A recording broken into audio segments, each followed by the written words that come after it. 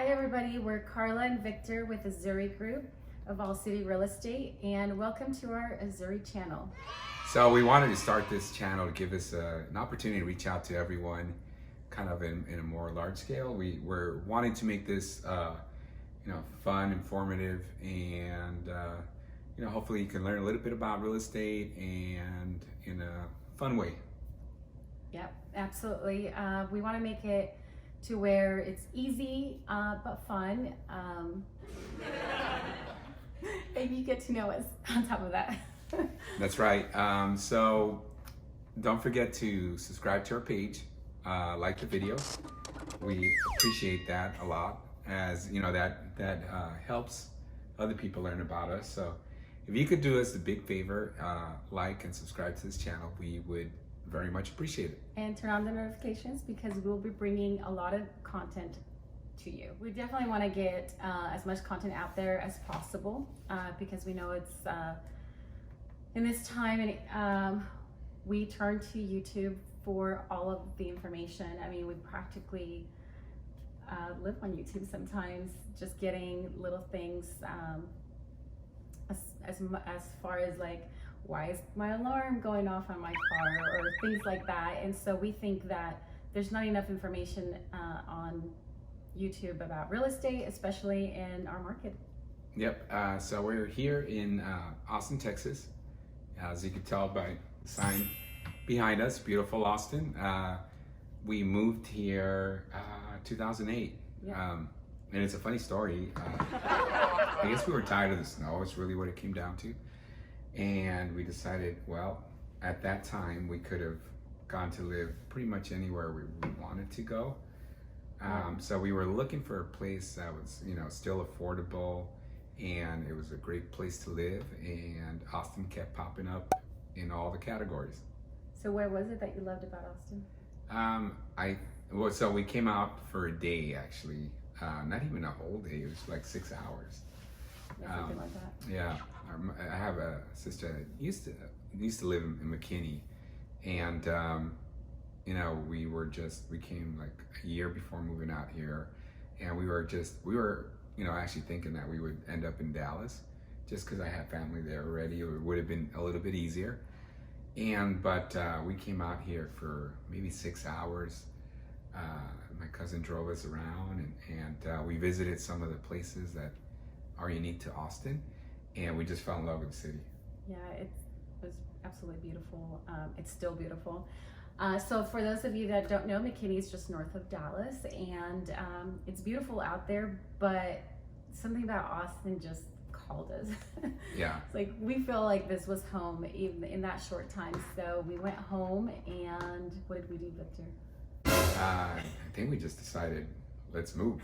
We didn't even know anybody. So we started selling all our stuff, and we came here with 2 carloads of things, and we just made Austin home. We didn't even know anyone. Yeah, we were very adventurous.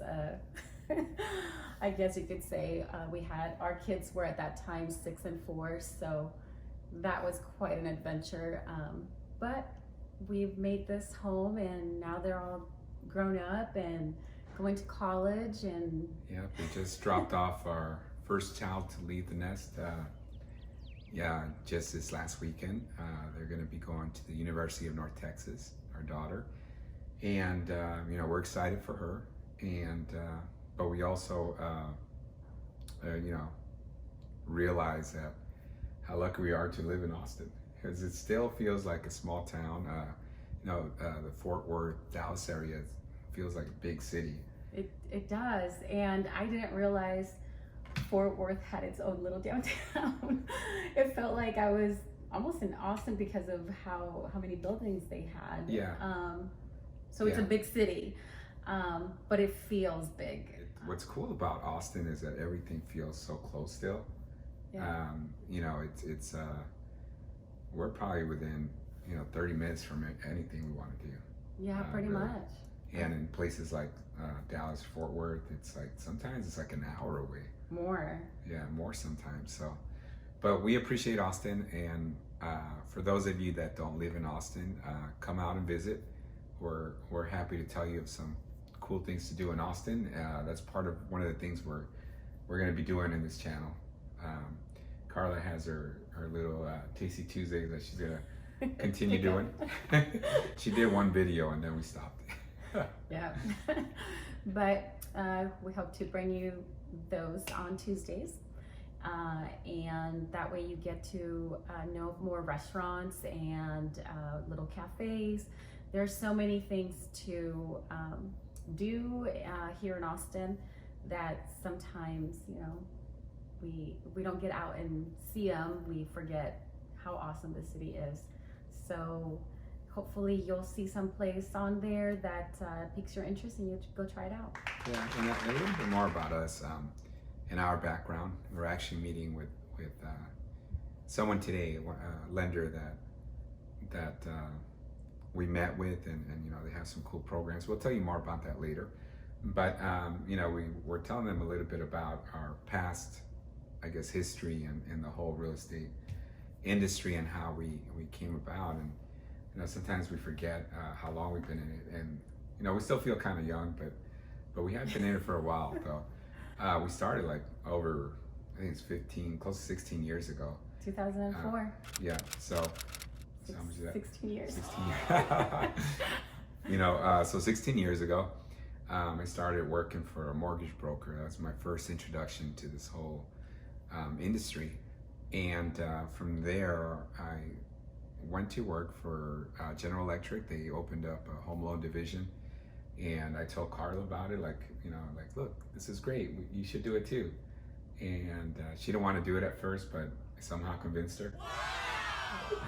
And we ended up both being loan officers. Unfortunately, during that time, like the market crashed actually. Yeah, well, that was 2006 when the banks started, the interest rate started going up, so it affected lenders such as GE Money Home Loans and other small scale lenders that they had to close their doors because the interest rates weren't competitive enough. And on top of that, some of the banks were being called out for doing bad practices. So yeah, and people were starting to default on loans because some of the banks were not as thorough in checking people's I guess backgrounds, that sort of thing. And so it was a combination of interest rates going up and people defaulting on their mortgage loans that kind of brought the whole mortgage ship down during that time. So we ended up going from there to mortgage servicing. Yeah. You got your real estate license right before that though. That's true. That's true. I have my real estate license in Utah, and those are some tough times. But once we went into servicing, I dealt with the foreclosure, and Victor did the REO for a little bit. And then when we moved here in 2008, we stayed in servicing, and we both did REO. I did the closing side of things, and Victor did all the marketing and selling contracts of the actual properties on behalf of the banks. So that was interesting. It was a big learning experience. It was for sure. It was busy times back then. And I think once that started dying down, I ended up going back to, or 2011? 2012. 2011. 2011, yeah. Somewhere in between there. Yeah. But I ended up going back to doing mortgage origination.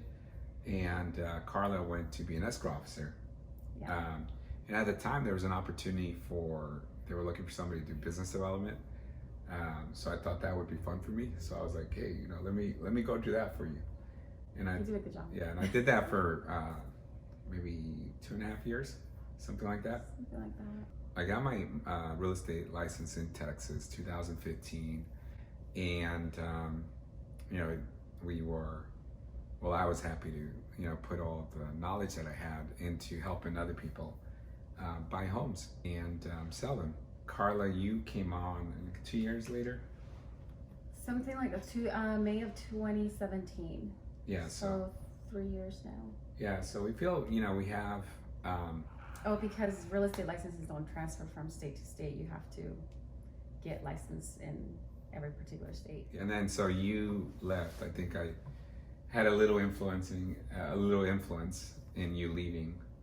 Title. I was very comfortable doing title. I was good at my job, and it, paid well. So I was cautious of going all commission, and leaving the comfort and structure that I had there. So it was a little hard for me to go into real estate because I had tried it in Utah and it wasn't easy. Well, it was a tough market back then because there was a lot of listings and there was not enough buyers. It was definitely a buyer's market back then.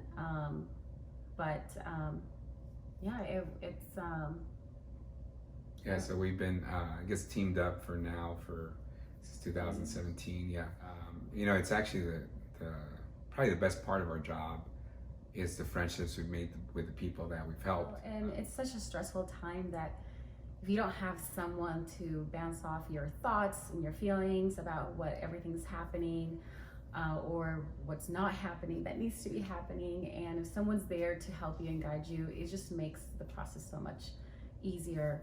I remember when we first bought our first home, how stressful it was, and then when we bought our second home, which was a brand new build, how stressful that was as well, even after. And so we've made it to where we're there for you from very beginning, before you start, being serious about it. When you're just barely deciding, we come in there and guide you through that whole process. And then even after you close, we're always going to be there. Yeah, and that actually reminded me about, one of the reasons why, we wanted to become realtors is because with the home we bought in Utah, where we went with a builder, we bought a spec home, which is an inventory home. And we didn't realize that, I guess, we're still a little bit newer. We didn't realize that the salesperson that was there was actually just representing the builder. They're not there to help us. And there was a few issues there that later on we realized if we would have had our own real estate agent helping us, some of those things wouldn't have happened. So, so if you're looking at buying a new home, don't go in there, just on your own. Just call up your favorite realtor. Hopefully your favorite realtor is us. But seriously, you want to have that representation. The builders they have already set that commission money aside for that. So if you don't use a realtor, that money's just gone back to the builder. And they price it accordingly. Is what Victor's trying to say, that they price their homes according to what they expect to pay out. So know that they've allotted for that. But the most important thing is that you have representation, that you have someone there fighting for you. A lot of the times, we don't want to be Karen, how everybody's been saying that. Have you heard of that? Like being a Karen? Sorry to all the Karens. Sorry. We don't have many Karens, but I don't know why they chose that name. But anyways, the point is that a lot of times we, especially at least me, that I've been in the customer service industry, it's hard to sometimes say, hey, you're not doing a good job, or be mean. So I try to be nice first when it's directed to me. When it's on behalf of my client, I'm very on top of it. But having someone there on your corner, letting you know, yes, this is okay, no, that's not okay, and going to bat for you makes all the difference. So anyways, we hope that you enjoy our channel as much as we are going to enjoy making it. Don't forget to subscribe to our channel and like this video. There's a subscribe button. You can't press on the screen here, but just down there, wherever it's at. But anyways. All right, well, hope to hear from you. Let us know what you'd like to hear from us, but we will be bringing as much content as we think that you will enjoy. But if there's something particular, let us know. Yeah, and send us a comment.